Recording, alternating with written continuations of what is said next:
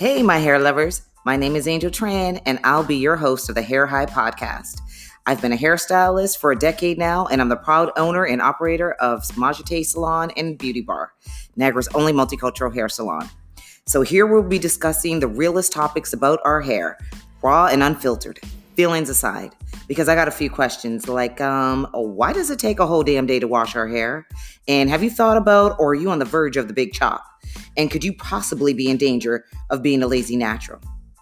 So join the conversation, tune in every Wednesday, and let's figure this out together.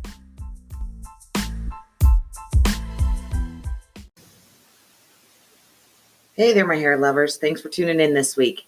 I'm just going to start by giving you a little background on the subject matter that we're going to be discussing today, and that is the switch up. Everybody has their own way of describing how they come in and out of hairstyles. I know for me and my group of friends, we just call it the switch up. It's something that happens so regularly with us that when we see each other, we're always looking different. Our hair, we did something different. We've added hair, we've taken out hair, we're wearing our natural hair. Regardless of what the case may be, there's a reason for or just a desire to constantly switch it up. Keep it fresh. Me being a hairstylist, I know this is something I probably have really stretched the envelope on, more so than the average person, but I do have a career that kind of supports the switch up. So, thank you for that. Anyways, take a listen to what some of my girlfriends had to say about their reasonings for switching it up. I like versatility. I think it's a real addition. Well, not an addition. I think it's an actual representation of my personality. And I really like to let my hair be a reflection of kind of my mood that I'm in for the time. And I kind of go through seasons, I guess, with my hairstyles as far as change. So I'm not as frequent probably as I would like to be, but I do like to switch it up. The ability to change my hair, just like I change my clothes, and I have different moods and styles.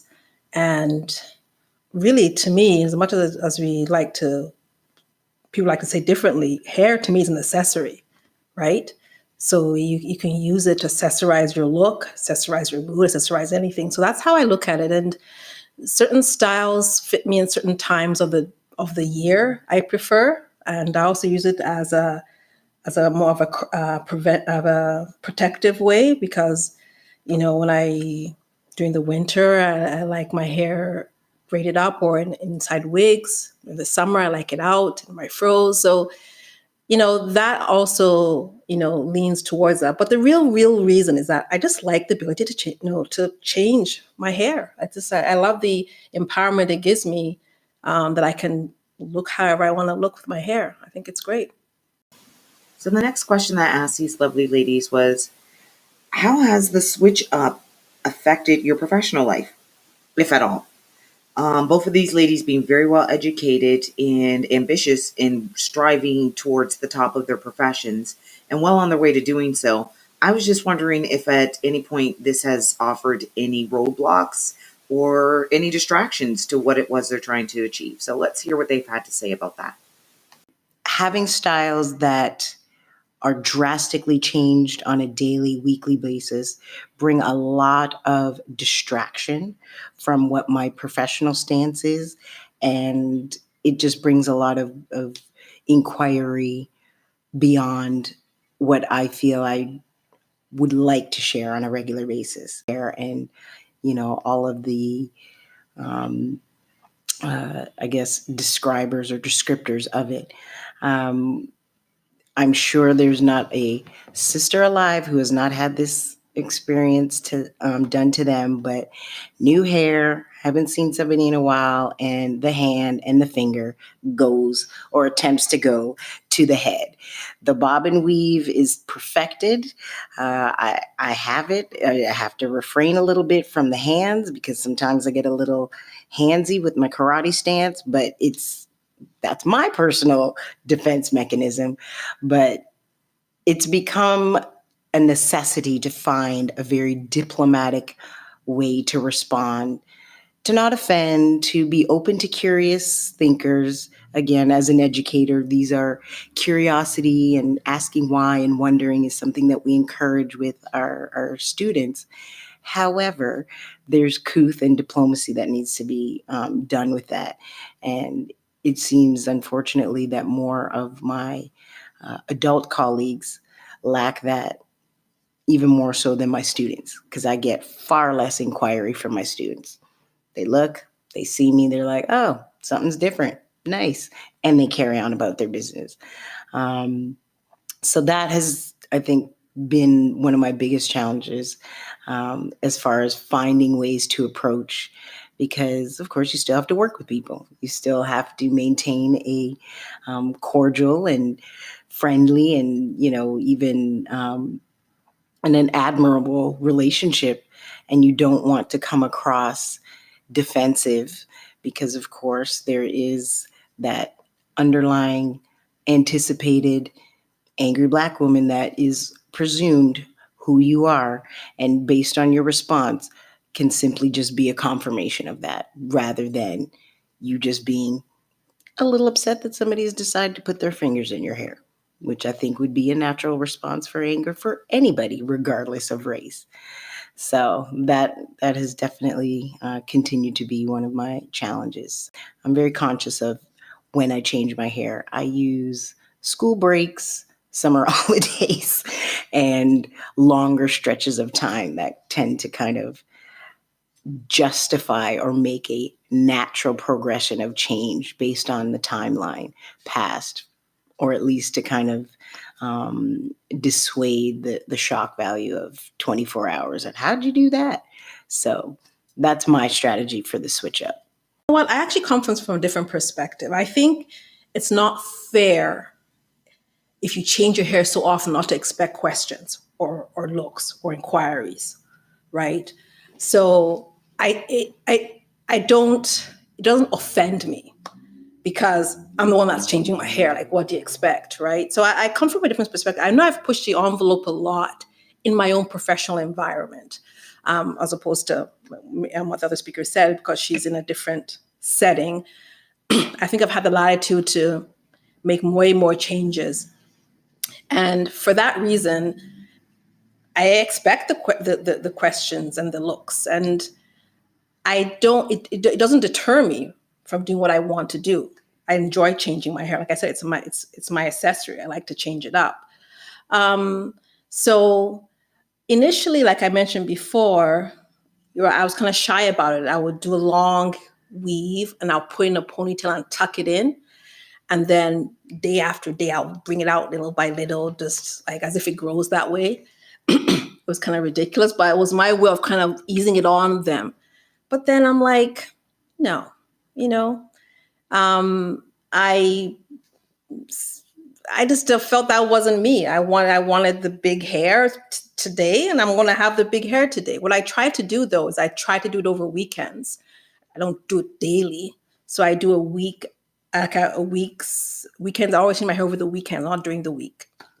So, I mean, they get to see my hair change after a weekend.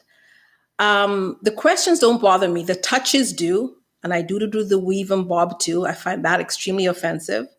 I would not put my hand into anybody's hair. I'm not a dog. I don't need to be petted. So that I do I was quite upfront in saying that. I mean, the most ridiculous one I've ever encountered was when I had braids one day and I went to a funeral. And we went to the family is sitting at the front where the coffin is. And I went to pay my respects. And the older man there was saying, I was saying, I'm sorry for your loss. And the first thing he said, can I touch your hair? And I'm like, really? In a funeral with your wife's body just right next there? Like, that was the weirdest moment I've ever found. And for immediately I felt, no, I said, I wanted to acquiesce. I mean, he's just widowed. Maybe he just needs to touch hair. I don't know. But I said, no, that's not going to happen. You're not going to touch my hair. So that was, I think, The weirdest moment I've had, um, because again, long braids right down to your back. I don't know, maybe he's never seen it before. But I do get questions from my colleagues, and I'm fine with that. Oh, you changed your hair today. I like the blonde on you. Oh, I like the curls on you. I like the straight hair. Yeah, thank you. It's never been negative. If it was, it's never been told to me. If it was negative, asserted to me, I would respond in a very negative way too. But I don't think it's fair not to expect those questions and those looks and those. And I'm fine in answering them as long as they're posed in a respectful manner. I have no problem. I mean, I have had people ask me, "Is that your hair?" No, it's not. They're extensions, just like white people have extensions. I have no problem with that, responding to those inquiries as well. So, like I said, I guess I've pushed the envelope a lot, and I've changed my hair, and I've changed color, and I've changed texture. So I do expect, a lot of questions with respect to that. So that's it. I think it depends on the person, right? So, you have a circle, you have colleagues, and closer people, not an issue. But I've had total strangers coming up to me in Walmart and asking me about that's my hair. And that I blow past and say yes and move on. Because I feel, not even a hello, like, I don't understand where that's coming from. Like, but like, again, it depends on where it's coming from. And I really feel like people who've asked me that, if you look at them, I'm not trying to offend, but they're not really people that I would associate with. They're people that, I don't know, for lack of any better word, very ignorant. Fair enough. Yeah, reasonable people won't come up to you and say, "Is that your hair?" They will never ask you that question, right? So when an ignorant person... Here's a question that if you've ever worn hair extensions before, you do not want to hear from somebody just coming up to you off the street. And then that is that your hair? Let's hear what my girlfriends had to say when I asked them if they've ever been confronted with that situation. Ignorance and just deal with it. But like I said, for circle, we've had so much literature and movies and media about black hair now. It's like everywhere. It's everywhere you go is about hair. So come on, if you don't know that black people put in extensions and put wigs and put braids by now, like, I don't know what to tell you. Like, it's kind of like, losing the point there. But coming from my immediate circle, I don't have a problem with that. People that I know, I have issues. A complete stranger walking up to me and asking me that. I think that's where I would put it. I think it's insensitive for a complete stranger to ask anything personal. Yeah. Yeah, for sure. So here, I just wanted to have some fun because, again, if you ever worn hair extensions, you might have one of these stories yourself. And the question that I ask these ladies is, have you ever had one of your extensions fall out someplace where you do not want it falling out? Let's hear what they had to say. I went to the outlet mall and I had a wig on. I don't know if you've been to the outlet mall. It's very windy. It's sometimes. And typically, I don't like putting glue on my wigs. I don't like the fact of having any glue on my hair. I think it's wrong. I don't like the fact that my hair might be pulled out with the glue. I don't put wigs at all. So my wigs are always in with the combs or with the band. However, one day I was going to the outlet mall. I got out of my car, bagged my door shut. I was walking to the mall, and the gust of wind pulled up my wig. Like, I barely grabbed onto it. I barely grabbed onto it. I guess what I did, I turned around, went back into my car, and left the mall. I did not go into the mall. Because ain't that not happening? Mission aborted. I spent several years actually overseas in Korea, predominantly Asian country. First concern was, how on earth am I going to get my hair done while living here? Packed my suitcase full of relaxers, thinking I was going to do a whole bunch of home jobs for a year. Got there first weekend, found some African braiders, happiest girl on earth. And that being said, was getting my hair done on a regular basis. But sometimes, either the hair's a little too short or some are just a little too tight or some are a little too big and loose. And I have certainly been walking down the hallway with my classroom of Korean children and had to do a very subtle dip and swoop as I see a little trail of a braid that, may or may not be able to pass as a snake or worm, but as it's in the middle of our building, I don't know how that would really bode. So yes, have definitely done the squat and scoop and shove some braids in my pocket. So I asked my girlfriends about the switch up in dating. How does that work? Like, has that caused any problems? Do you get the weird looks, the questions? Like, how do you kind of navigate that in a long-term and more importantly, a short-term relationship with somebody that you just may only date for a few months? Like, do you keep the same hairstyle for the same length of time? Do you go and sit down? Like, what do you do to get through it? So let's hear what they had to say. So yes, I am an interracial relationship, and it's my first one. And I would say when we did start dating, I was wondering how to present this and when to actually go full on with it, right? Because, you're seeing each other, your hair is all well made for the first, couple of weeks or 3 weeks. And then, wow, what just happened here? So I think I weaned him on a little bit. I think I kept the hair on longer than I would have normally had just for him to kind of, but then it's a lot about talking. I think communication is so important, so important. I don't think we should assume anything of anybody, especially from another race. And like I mentioned before, like I think my colleague mentioned before, is a lot of it is just not knowing, not understanding, right? So what we had the talk, had the conversation, and like I said, I'm going to get my hair done. I said, okay, so am I picking you up today? I said, no, getting my hair done is a full day activity. So I need to get my hair done in terms of I need to prep my hair. I need to get it washed. I put a mask on. It takes me like a full day. Then I'm going to go get it braided. So is it a full day? I'm like, yep. So the hair day is not a date day. Just to give you the heads up there. He was perplexed by that. And that's when the whole conversation kind of started. So when I got my hair done the next day when he saw me, he was like, wow, right? Like, I get a new girlfriend every time you do your hair. I said, yeah, so that's a prop for you. So he kind of responded very positively, which I find very good because, every time, is it hair day? Did I get a new girlfriend this week? Or, and that was how we kind of had it, like, and it was mainly very positive. He actually does enjoy getting my hair changed. He likes the versatility of it. He does have favorites, like everybody would have favorite hair.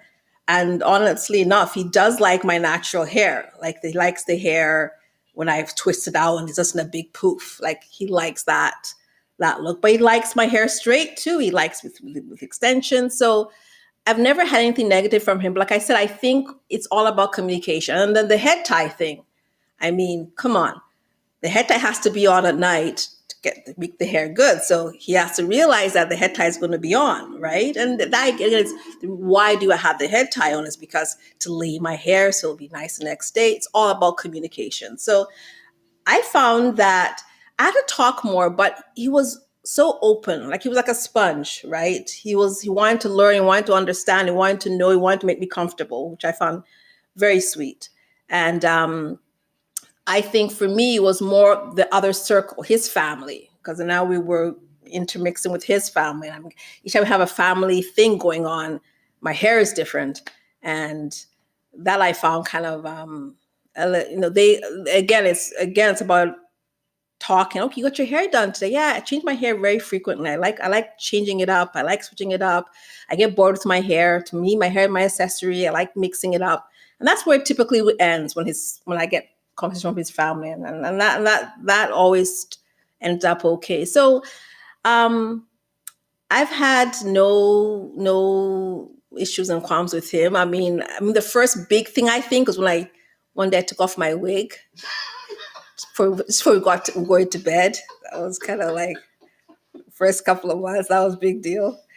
I sit down. You're gonna see this because I don't sleep with my wigs on. I find that I don't think it's good for my hair. I like my hair to breathe, so I always take my wigs off so I don't glue them. They're always off at night. So one of our first sleepovers, I said, listen, look at this. It's coming off. And yeah, he was good with it. And like I said, he really enjoys the change. I get a new girlfriend every time you change your hair. I think that's awesome. And he was just happy with it. So I've had nothing negative about that. So same question that I asked Elle. What do you think it is about women of color that just gives them that confidence to do the switch ups with such ease? I know. And frequency. I must say, when I came to Canada, I met you one of the first times I met you. I think you gave me that confidence, really, to be honest. To date, it has not. I have dated, I would say, mostly African American or Caribbean or Black heritage men. As far as serious relationships, to where the switch up, the nighttime routine would be exposed and experienced. I will say, though, I do recall in one relationship, it was all said in gist, but there being some concern as I was proposing the big chop for the, umpteenth time in my life, due to some breakage right in the middle of my head. And it was like, well, I don't know how you're going to look with short hair. I might not like you. Well, needless to say, that did not change the status of anything. But I just kind of always think about it and laugh that even for our brothers, if you will, and I would say probably with any man to which a woman is in a relationship with, seeing you with one hairstyle and you drastically changing it to another could potentially be a subject of concern. And on the same note, I have dated a Black man who seemed to be very taken aback with the very common nighttime routine of a head tie. And I was a little taken aback, well, how do you not know about the head tie? As a grown woman dating, have you not dated any Black women in your life? And according to him, he had, but I was like, okay. So yeah, to date, I can say it has not been an issue. And I've been received well with my hairstyle changes. All right, then. So I liked hearing how these women approach the switch up. In my profession, I'm able to change my hair as often as I want. I can change it 3 times in one day. Nobody would ever think twice about it. However, coming into a corporate setting like these women have to engage in and having to represent yourself to the general public in your hair not being the vocal point of the conversation, that's a little more tricky to navigate, I would imagine.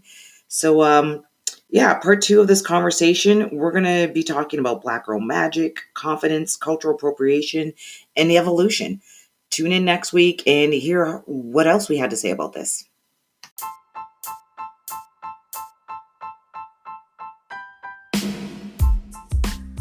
Thanks for being part of the conversation with Hair High Podcast, sponsored by Curly Lifestyles and Salon Majete Hair and Beauty Bar. Please subscribe to our podcast on iTunes, and remember, your style is your smile.